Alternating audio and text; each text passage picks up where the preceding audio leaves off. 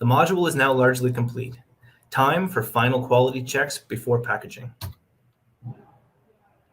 Knowing that batteries in either modules or packs meet their desired metrics is essential to validate key processes before ramping up to production.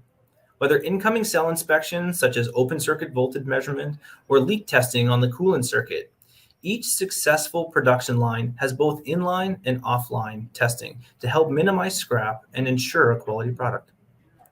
Other essential testing requirements are likely to include high-pot test, DCIR testing, and low voltage circuit testing to validate that the battery's internal voltage monitoring system is functioning correctly.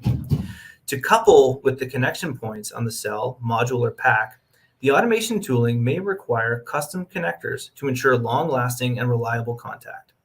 On the back end of testing is the data banking of all this information, so each product has a credible birth certificate from the production floor to the final consumer.